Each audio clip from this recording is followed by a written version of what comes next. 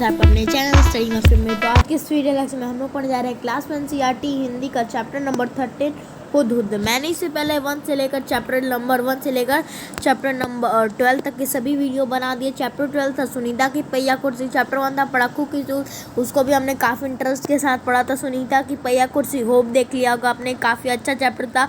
उसमें बताया गया था कि सुनीता के साथ क्या क्या होता है जब वो पहली बार बाजार जाती है, ठीक है।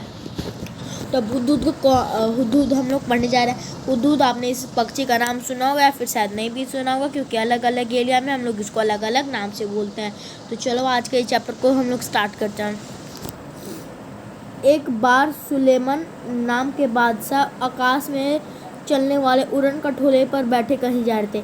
ये नाम याद रखना। एक बार सुलेमान नाम के बादशाह, उनका नाम था सुलेमान नाम के बादशाह थे। अब वो आकाश में उड़ने वाले उड़न खटोले पे कहीं जा रहे थे। उड़न खटोला वैसे तो इमेजिनेशन है, खुद से बनाया गया है, सोच के। उड़न खटोला जैसा कुछ नहीं होता है, लेकिन बता देता हूँ। उड़न खटोले में क्या होता है, एक बिस्तर की तरह होता है जो कि आकाश में उड़ता है। तो वहीं पे बादशाह सुलेमान बैठ कर उसी पर कहीं जा रहे थे। बड़ी गर्मी थी, धूप की वजह से वे परेशान भी हो रहे थे।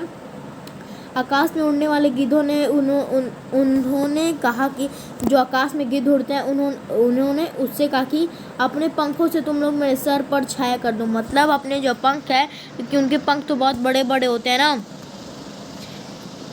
हाँ ठीक है। तो उनके पंख तो बहुत बड़े बड़े होते हैं ना, इसीलिए राजा सुलेमान ने उनसे मदद मांगी, सहायता मांगी और कहा कि तुम लोग जो तुम्हारे पंख हैं इतने बड़े बड़े, उससे मेरे सर पे थोड़ी सी छाया कर दो, ठीक है, तो इसलिए मुझे गर्मी नहीं लगेगी। पर गिद्धों ने ऐसा करने से मना कर दिया। लेकिन जो गिद्ध थे, जो गिद्ध आप लोग ने देखा भी होगा, काफ़ी बड़ा जानवर होता है जो किसी को भी खा लेता है, ठीक है। तो गिद्धों ने ऐसा करने से मना कर दिया, ठीक है। उन्होंने कहा हम नहीं, उन्होंने पूरी तरीके से मना नहीं किया, बहाना बनाते हुए कहा। उन्होंने बहाना बनाते हुए कहा, अब देखो क्या बनाया, बहाना बनाया, हम तो इतने छोटे छोटे हैं, हमारे गर्दन पर पंख भी नहीं है, हम छह कैसे कर सकते हैं। ओके अच्छा बेटा, सुलेमान जी से कारस्तानी करे। देखो ये कहते हैं हम तो इतने छोटे छोटे हैं, क्यों? क्योंकि उनको करने का मन नहीं होगा, इसलिए वो बहाना बना रहे हैं और कह रहे हैं हम तो इतने छोटे छोटे, हम तो इतने छोटे छोटे हैं, हम तो हमारे तो गर्दन पर पंख भी नहीं है, हम भले छाया कैसे कर सकते हैं। तो इस बात को सुनकर सुलेमान बादशाह आगे बढ़ गए। कुछ दूर जाने पर उनकी भेंट हुदहुद के मुखिया से, मतलब कुछ दूर आ गए, वो चल के गए, अपने उड़ान खटोले से उड़ के गए। तो उनकी भेंट किससे होती है? हुदहुद के मुखिया से होती है। हुदहुद आप लोग जानते हो, हुदहुद आप लोग ने देखा भी होगा, शायद नहीं भी देखा होगा, अलग अलग जगह पे इसको अलग अलग नामों से बुलाया जाता है, ठीक है। तो तभी थोड़े दूर वो अपने उड़न खटोले से उड़ के गए, तभी उनकी भेंट किसके?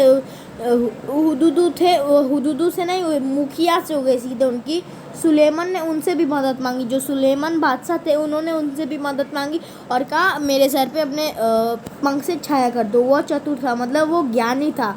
उसने फौरन अपने दल के सभी हुदहुदों को इकट्ठा करके बादशाह सुलेमान के ऊपर छाया कर दिया।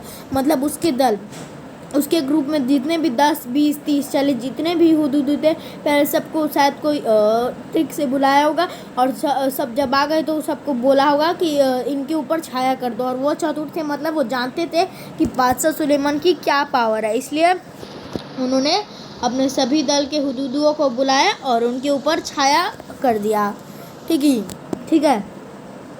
नेक्स्ट देखते हैं। हाँ वो था, इकट्ठा करके सुलेमान के ऊपर छाया कर दिया। सुलेमान अब बोलते हैं मैंने गिद्धों से भी मदद मांगी थी, वे मेरी मदद कर सकते थे पर उन्होंने मेरी मदद नहीं की। मतलब वो बताते हैं पीछे की बात कि मैंने अभी गिद्धों से भी जस्ट अभी मैं मदद मांग के आया था, वो लोग चाहते तो मेरी मदद कर सकते थे। क्यों? क्योंकि गिद्ध के पंख बहुत बड़े बड़े होते हैं, इसलिए राजा सुलेमान बोलते हैं वो चाहते तो, मतलब उनका मन होता तो वो मेरी मदद कर देते, लेकिन उनका मन ही नहीं था मेरी मदद करने का, इसलिए उन्होंने नहीं की। तुम गिद्धों से छोटे हो पर चतुर अधिक हो, मतलब तुम गिद्धों से साइज में छोटे हो। जो हुदहुद होते हैं वो बहुत ज़्यादा बड़े होते हैं, लेकिन फिर भी गिद्धों के सामने उतने बड़े नहीं होते, क्योंकि गिद्ध और बड़े होते हैं, ठीक है। तो राजा सुलेमान कहते हैं तुम गिद्धों से छोटे हो लेकिन उनसे ज़्यादा चतुर हो, उनसे ज़्यादा ज्ञानी हो।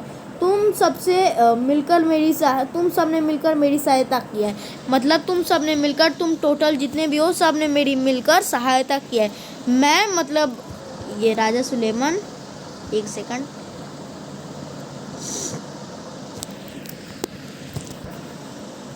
मैं एक से ब्रश लेते हैं। हाँ, मैं तुमसे बहुत प्रसन्न हूँ, मतलब मैं तुमसे बहुत ज़्यादा खुश हूँ इस बात को लेकर कि तुमने मेरी सहायता की। मैं तुम्हारी कोई इच्छा पूरी करूँगा, बताओ तुम्हारी क्या इच्छा है। तो ठीक है, मैं तुम्हारी कोई इच्छा मतलब मैं तुम्हारी कोई विश पूरी करूँगा, मतलब जो तुमने चाहा है मैं वो तुमको दिलवा दूँगा। अब तुम लोग पूरा सोच साच के बता दो कि तुमको क्या चाहिए भाई। तो मुखिया ने कहा, महाराज मैं अपने सभी साथियों से सलाह करने के बाद अपनी इच्छा बताऊंगा। मतलब अपने सभी साथियों, मतलब जितने भी हुदूद थे। तो मुखिया ने आया इस बात को कहने के बाद सुलेमान ने जब कहा कि मैं तुमसे बहुत प्रसन्न हूँ, मैं तुम्हारी कोई इच्छा पूरी करूँगा, तो इस बात को सुनकर उनके मुखिया जो थे वो सुलेमान के पास आते हैं और उन्होंने वो सुलेमान के पास आते हैं और सुलेमान से कहते हैं कि ठीक है, मैं अपने जितने भी दल के हुदूद हैं मैं अपने सभी साथियों से बात करूँगा और आपको अपनी इच्छा बताऊँगा। मुखिया ने साथियों से सलाह करने के बाद कहा, जब मुखिया थे अपने सभी साथियों से सलाह कर लिया और महाराज से आके कहा बादशाह से, महाराज यह वरदान दीजिए कि हमारे सिर पर आज से सोने की कलगी निकल आए। तो कहते हैं महाराज आज से ये वरदान दीजिए कि हमारे ऊपर सोने की कलगी क्या होता है, जहाँ पे उनका हेड होता है उसके ऊपर गोल्डन क्राउन, सोने की कलगी। ठीक है, एक सेकंड। गोल्डन क्राउन मतलब सोने की कलगी वहाँ पे निकल आए। बादशाह थोड़ा हंसते और बोलते हैं, मुखिया इसका फल क्या होगा तुम यह भी सोच लेना। तो जो बादशाह सुलेमान थे वो बोलते हैं कि हंसते हैं और थोड़ा सा हंसते हैं और बोलते हैं, मुखिया क्या तुमने इसका फल सोच लिया है। तो मुखिया बोलता है, हाँ महाराज, हाँ सोच लिया, मैंने खूब परिश्रम करके मांगा है, मतलब मैंने खूब सोच साच के इस चीज़ को इसको मांगा है। ठीक है, इस वरदान को सुलेमान ने प्रार्थना स्वीकार कर ली। ठीक है, इस बात को सुलेमान एक्सेप्ट करते हैं। सभी हुदूदों के सिर पर सोने की कलगी निकल आती है। ठीक है, सभी जितने भी हुदूद थे, उनके दली के नहीं, टोटल जितने भी हुदूद थे सबके सिर पर सोने की कलगी निकल आती है। लोगों ने सोने की कलगी को देखा तो वे हुदूदों के पीछे पड़ गए। ओके, तो ये था उनका वार्निंग। ठीक है, उन्होंने पहले ही कहा था। तो जैसे ही लोगों ने देखा कि ये सोने की कलगी निकले, लोग तो हुदूदों के पीछे पड़ गए, उनके साथ उनको मारने पीटने नहीं, मतलब पकड़ने लगे। क्या था, तीर से उन्हें मार कर सोना इकट्ठा करने लगे। मतलब उन्हें तीर से मार देते थे, फिर सोना इकट्ठा करते थे। हुदूद का वंश समाप्त होने लगा क्योंकि वो लोग तो उसके पीछे पड़ गए थे। तब मुखिया घर बढ़ा कर बादशाह सुलेमान के पास पहुंचते हैं, मुखिया से घर बढ़ा के, और सुलेमान के पास पहुंच के बोलते हैं, इस सोने की कलगी के कारण हमारा वंश ही समाप्त हो जाएगा। अगर ये ऐसी ही सोने की कलगी हमारे सर पर रही तो सब लोग हमें मार कर गिरा लेंगे। सुलेमान कहते हैं, अब मैंने तो शुरू में ही तुम्हें चेतावनी दी थी, मैंने स्टार्टिंग में ही तुम्हें चेतावनी दी थी। चलो कोई बात नहीं, खैर जाओ, आज से तुम्हारे सिर का ताज सोने का नहीं सुंदर परों का हुआ करेगा। ठीक है, तुमसे सुंदर परों का हुआ करेगा, सोने का नहीं। और तभी से हुदूदों के सिर पर परों का यह ताज कलगी शोभा पड़ रहा है। ठीक है, तो बताया ये हुदूदू क्या है, देखते हैं, एक सेकंड। हुदूदू एक बहुत ही सुंदर पक्षी होती है। इसके शरीर का सबसे सुंदर भाग इसके सिर के कलगी के पास होता है। ठीक है, ये हुदूदू एक बहुत सुंदर पक्षी और सबसे ब्यूटीफुल पार्ट इसके सर के पास होता है। वैसे तो यह इसे समेटे रहता है, पर जैसे ही किसी तरीके की आवाज़ होती है ना, यह चौंकने होकर परों को फैला लेता है। मतलब यह ऐसे तो इसको ज़्यादातर बंद करके रखता है, लेकिन जब भी कोई ज़्यादा लाउड नॉइज़ आती है ना, यह अपने को फैला लेता है। तब यह कलगी देखने में हूबहू किसी सुंदर पंखी जैसी लगती है जब ये इसको फैला लेता है। इसी कलगी के बारे में तुमने अभी एक सुंदर कहानी पढ़ी है कि इसी कलगी के बारे में कि ये कलगी कैसा है। हुदूदू का सारा शरीर जो होता है वो रंग बिरंगा और चटकीला होता है। पंख काले काले होते हैं और जिन पर मोती सफ़ेद धारियाँ बनाई होती हैं। ठीक है, गर्दन का अगला हिस्सा बादामी रंग का होता है। ठीक है, गर्दन का अगला हिस्सा बादामी रंग का होता है। चोटी सी बादामी रंग की होती है। ठीक है, चोटी बादामी रंग की होती है, मगर उसके सिर काले और सफ़ेद होते हैं। ठीक है, दुम का भीतरा हिस्सा सफ़ेद और बाहरी हिस्सा काले रंग का होता है। चोंच पतली, लंबी तथा तीखी होती है। इस सोच से यह आसानी से ज़मीन को भीतर छिप सकता है। ठीक है, मुकने के ढूंढ सकता है। निकलता है, ठीक है। इसकी चोंच जो होती है वो नाखून काटने वाली नहरनी मतलब नेल कटर की तरह होती है, इससे बहुत मिलती है और शायद इसीलिए कहीं कहीं से हजामिन चिड़िया के नाम से भी पुकारा जाता है। कहीं कहीं से किसी किसी प्लेस पे इसे हजामिन चिड़िया बोला जाता है। इस चीज़ को आप लोग कर लेना गोल। हुदुदू हमारे देश की सभी भागों में पाए जाते हैं। हुदुदू जो है हमारे देश के हर भाग में पाए जाते हैं, ठीक है। अब ये क्वेश्चन आंसर्स भी हैं इसके अगले पेज में, पहले ये वाला पेज देखते हैं। तुमने इसे अपने घर के आसपास भी अपनी तीखी चोंच से ज़मीन खोदते हुए आवाज़ से देखा होगा, मतलब ज़रूर देखा होगा। अपनी तीखी चोंच से ज़मीन खोदते हुए बोलते समय या 3 बार हुप, जब वो बोलता है तो 3 बार हुप हुप सा कुछ कहता है, इसलिए इसे अंग्रेजी में हुप ऊ कहा जाता है। अंग्रेजी में कहा जाता है, बोलते हैं। हिंदी में इसे हुदुदू कहते हैं। हिंदी में अगर कहें तो इसे हुदुदू कहते हैं। धूप में कीड़ा ढूंढने के कारण, ठीक है, डूब कर, ये पानी में डूब कर कीड़ा ढूंढने के कारण हमारे देश में कहीं कहीं से पदू बया भी बोला जाता है, ठीक है। भी और सुंदर कलगी की वजह से कुछ देशों में इसे लोग शाह सुलेमान कहकर भी पुकारते हैं, ठीक है। मादा हुदुदू 3 से 10 तक अंडे देता है, 3 या फिर 10 अंडे देता है। जब तक बच्चे अंडे से बाहर नहीं निकल जाते हैं वो अंडों पर ही बैठा रहता है। हटती बिल्कुल भी नहीं है, एक सेकंड, हटती नहीं पर बैठी रहती है, हटती नहीं। नर वही भोजन लाकर उसे खिला देता है, उनके बच्चों को नर खिलाते हैं भोजन, पर दोनों में से कोई भी घोंसले की साफ सफाई कोई भी नहीं करता है। संसार के विचित्र पक्षियों में एक है हुदुदू, ठीक है, बहुत सारे पक्षियों में एक हुदुदू है। यह अपनी सुंदरता के लिए मशहूर है, पर इसने पालतू नहीं बनाया जा सकता है और न ही इसके बोली में मिठास है। इसके बोली में मिठास भी नहीं है और इसको पालतू भी नहीं बनाया जा सकता है। चलो अब क्वेश्चन आंसर्स देखते हैं, तुम्हारी समझ। पहला क्वेश्चन, हुदुदू को कहीं हजामिन चिड़िया और कहीं पुदबुदू नाम से पुकारते हैं। क्यों हजामिन? क्योंकि इसके जो नोक होते, इसके जो क्या कहते हैं, चोंच होते हैं, चोंच होते हैं, वो बहुत नेल कटर की तरह होते हैं। पदबुआ क्योंकि ये अपने शिकार को, कीड़े मकोड़ों को पानी के अंदर डूब के निकालता है। नेक्स्ट क्वेश्चन, हुदुदू की चोंच पतली, लंबी और तीखी होती है। इस बात को ध्यान से रख कर बताओ, वे कैसे भोजन करता होगा? वो अपने सामने वाले से काट कैसे भोजन करता होगा? चोंच से वे क्या क्या काम कर सकते हैं? कीड़ों को पकड़ सकते हैं, काट सकते हैं और भी बहुत सारे काम कर सकते हैं। अपने बच्चों को खिला सकते हैं। मैंने जाना पाठ में से ऐसे शब्द की सूची बनाओ जो पक्षियों के लिए इस्तेमाल हुए हैं। अब आपको जो आता है वो आप बनाइए। जानती थी, आप पहले से क्या क्या जानते थे? वर्ड पूरे वही होंगे, बस आप पहले से क्या क्या जानते थे, ठीक है, वो आपको लिखना है।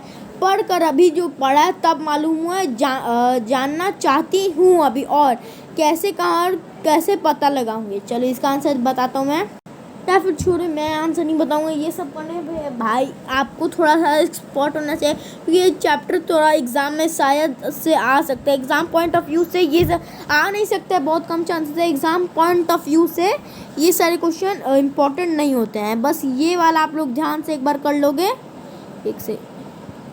ये वाला ध्यान से कर लोगे, चैप्टर से समझो, 7 नंबर आपने बना लिए, ठीक है। चलो आगे देखते हैं।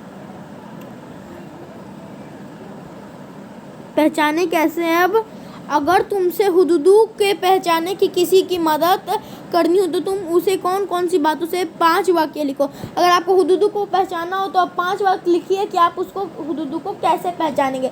तो पहले तो आप उसकी सामने की नोक देखेंगे, और अगर वो पहला आप उसके सामने की नोक ऊपर जो उसकी वो क्या होती है, जो बीक होती है उसकी, वो देखेंगे आप लोग, मतलब चोंच।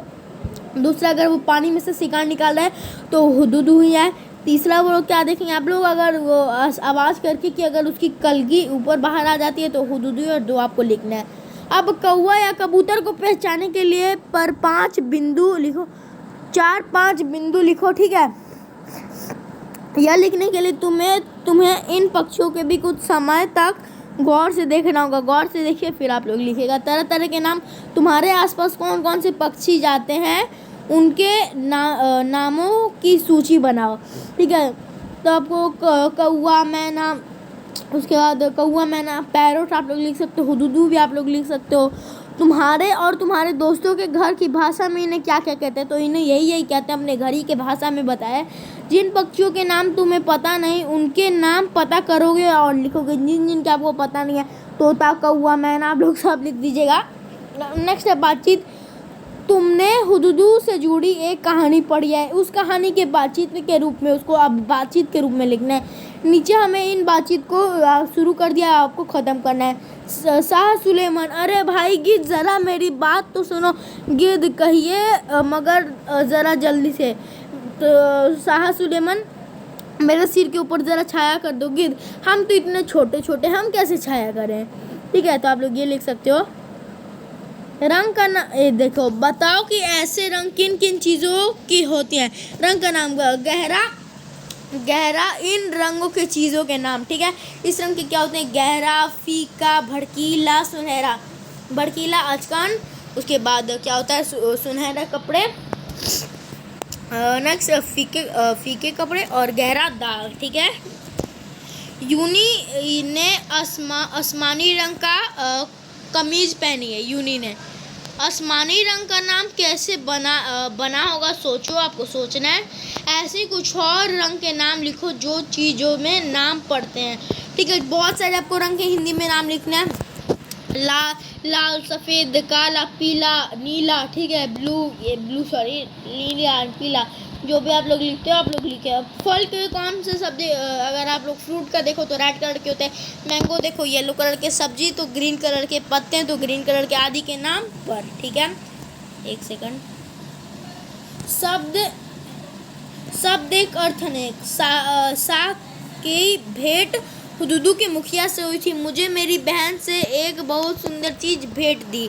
भेंट अब दोनों में अलग अलग है। ऊपर वाले वाक्य में भेंट का मतलब मुलाकात है पहले में, और नीचे वाले वाक्य में उपहार है। नीचे वाले में तोहफा है, ऊपर वाले में मिलना जुलना है। ठीक है, तुम भी कोई ऐसे ही 4 शब्द सोचो जिनके 2 मतलब होते हैं, निकालो और उनके वाक्य प्रयोग करो।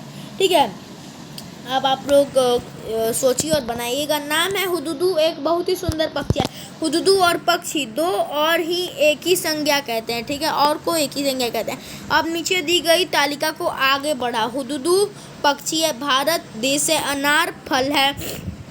ठीक है, अचकन कपड़ा है। ठीक है, अब उसके बाद अचकन कपड़ा है, उसके बाद आप लोग क्या लिख सकते हो, रेमंड्स कपड़े के कंपनी का नाम है। ठीक है, तो यहाँ पर ये पूरा चैप्टर कंप्लीट होता है। काफ़ी ज़्यादा लंबा चैप्टर था और लंबी ज़्यादा वीडियो भी नहीं हुई है, 17 मिनट के अराउंड हो गए। तो वीडियो अच्छी लगी, वीडियो को लाइक, चैनल को सब्सक्राइब करना मत भूलना।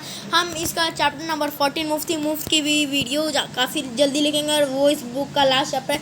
तब तक के लिए एज यूजुअल हमारे साथ कनेक्ट रहिए। Stay connected, stay tuned, bye bye.